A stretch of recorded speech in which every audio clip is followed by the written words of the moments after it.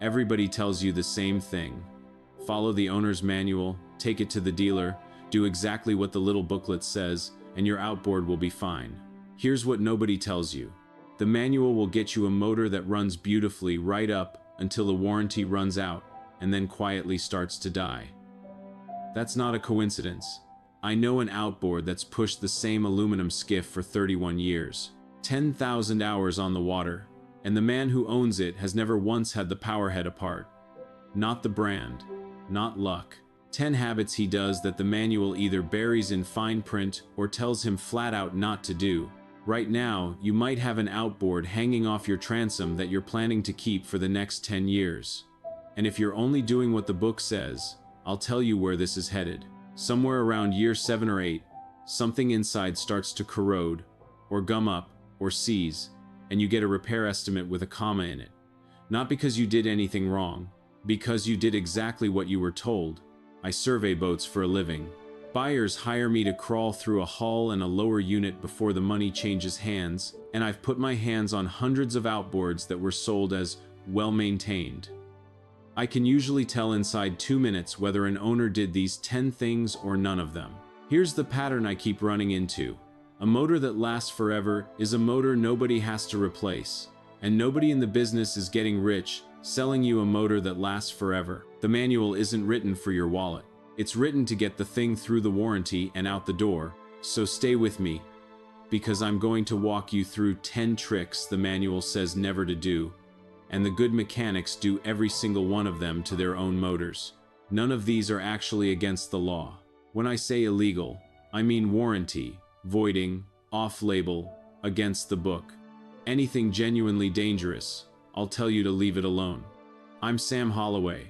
Let's get into it. Number 1. Flush the motor after every single trip. Every trip. Not just saltwater. The manual will tell you to flush after saltwater use. And it's not wrong. Salt is a killer. Salt crystals sit in the cooling passages and eat the aluminum from the inside. But most owners read that as salt only and let their freshwater motor go all season without a flush. Here's the thing the dealer won't push, because a flush kit costs $8 and they'd rather sell you a lower unit.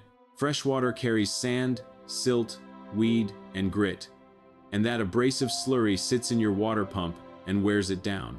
So I flush after every trip, salt or fresh, with a set of muffs on the lower unit or the built-in flush port. Now the safety piece, because this one matters. When you run on muffs, that motor needs water the instant it starts.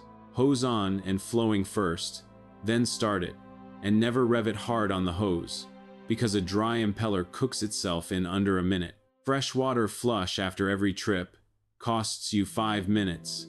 It's the single cheapest thing you'll ever do to add years. Number 2, and this is the one that quietly destroys more outboards than anything else. The fuel. Pump gas in this country is mostly eaten. That's 10% ethanol, and ethanol is a problem for a boat in a way it isn't for your truck. 2 reasons. It draws water straight out of the air, and once that fuel takes on enough water, it separates. The ethanol and water sink to the bottom of your tank in a heavy blob, right where your fuel pickup sits, and it takes the octane with it. On a 2-stroke, that separated slug carries no oil, and a motor running dry of oil doesn't last long. Second problem, ethanol is hard on the rubber. It dries out fuel lines and primer bulbs from the inside. So here's what the mechanics run: ethanol-free gas, non-ethanol, if there's a station near you that sells it, and a marine fuel stabilizer in every tank. Star-Tron and Sta-Bil make the common ones. I'm not selling either, run what you like. And here's the honesty beat, because I want to be straight with you. A stabilizer is not magic. It slows down the water absorption and the oxidation. It buys you months instead of weeks. But once fuel has actually phase separated, no additive on Earth reverses it. The only fix then is to pump the tank and start over. So the real rule isn't dump in a miracle. It's don't let Eaton sit. Ethanol gas goes stale in a couple of weeks. Fresh fuel, stabilized, non-ethanol when you can get it. And obviously, you're working around gasoline, so no open flame, no smoking, and mind your fumes. Do this one thing, and you've dodged the most expensive fuel system bills I see. Number 3. Before the boat goes away for the winter, or any long layup, fog the cylinders and change the gear oil. The manual mentions fogging like it's optional. It isn't, not if you want 20 years. Here's the mechanism.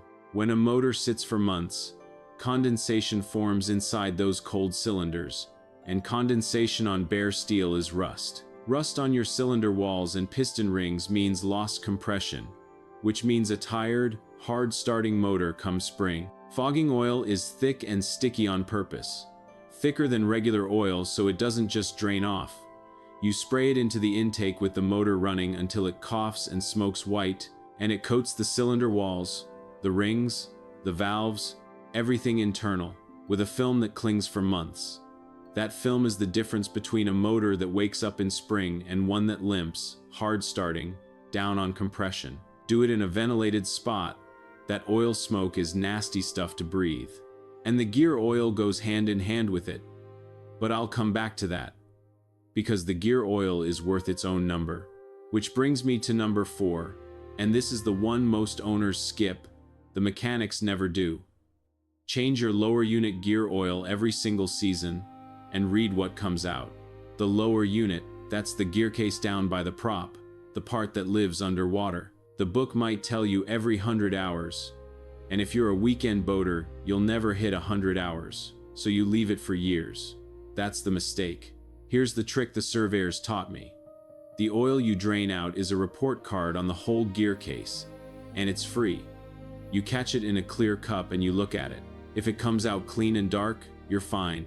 If it's milky, or gray, or foamy, you've got water getting in past a seal, and water in there over a cold winter can freeze, expand, and crack the gear case. And that's a repair that runs into real money, sometimes more than the motor's worth.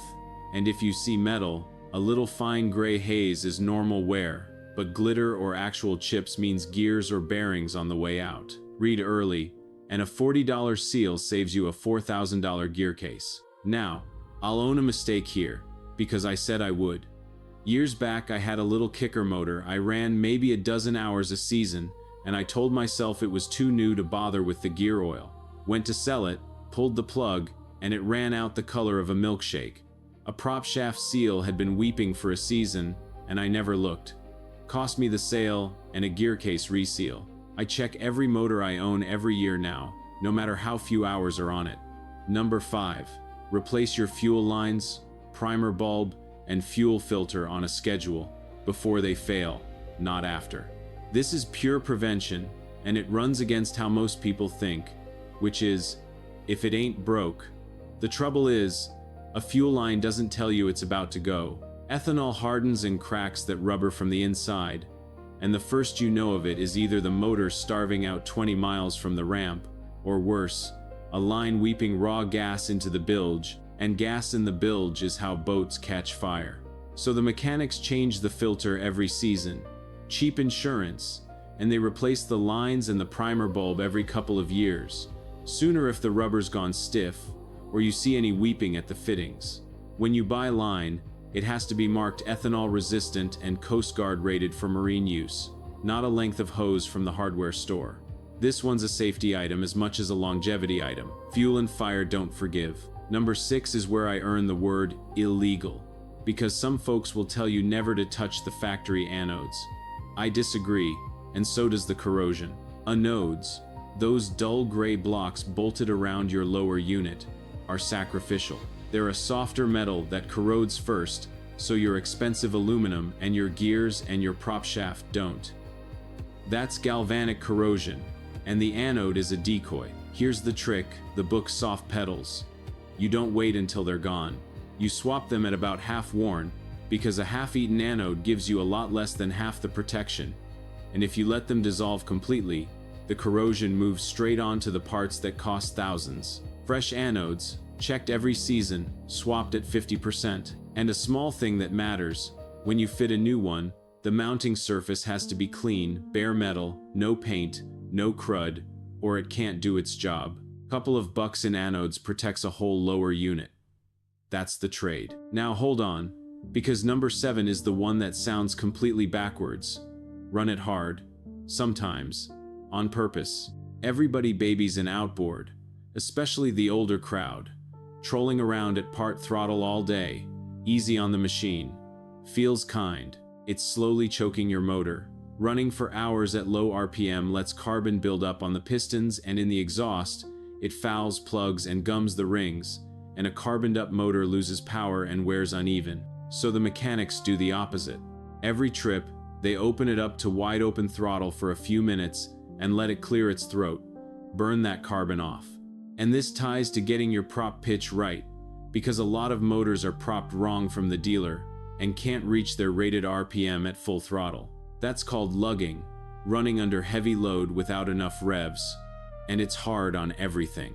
The tell is simple. At wide open throttle, a healthy motor should reach the top of its recommended RPM range, and if it can't, the prop's too much and it needs less pitch. Here's my honest caveat, and it's an important one.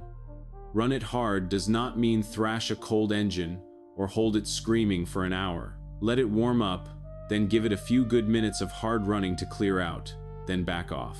Warm it, clear it, don't lug it. That's the counterintuitive one, and it's real. Number 8. Grease every Zerk fitting more often than the book says. A Zerk is that little nipple you clip a grease gun onto, and your outboard's got a handful of them. On the swivel bracket, the motor steers on, the tilt tube, the linkages. The manual might say once a season. On saltwater, I do it more like every month or two, and here's why. Salt water finds its way into those pivots, and it seizes them solid, and a steering bracket that's rusted stiff is a bad day, sometimes a dangerous one. Grease pushes the water and salt back out and keeps everything turning. Now, the honesty piece, because more is not always better. You grease the fittings, yes, but you do not go pumping grease into a sealed bearing that isn't meant to take it, because you'll blow the seal right out and let water in, which is the opposite of what you wanted. Grease what's got a Zerk, leave the sealed stuff sealed. Simple as that. Number 9. Store it right. Covered, out of the sun, and tilted the way the motor's meant to sit. The UV part first, because the sun is patient and it's brutal. It bakes and cracks your cowling, your rubber, your fuel lines, the whole boat if you let it. A cover is cheap next to what UV costs you over 10 years. Get a breathable marine cover, and here's the catch most people miss. Put it away dry, because a cover thrown over a wet motor traps moisture and grows mold and rot underneath, and now the cover's the problem.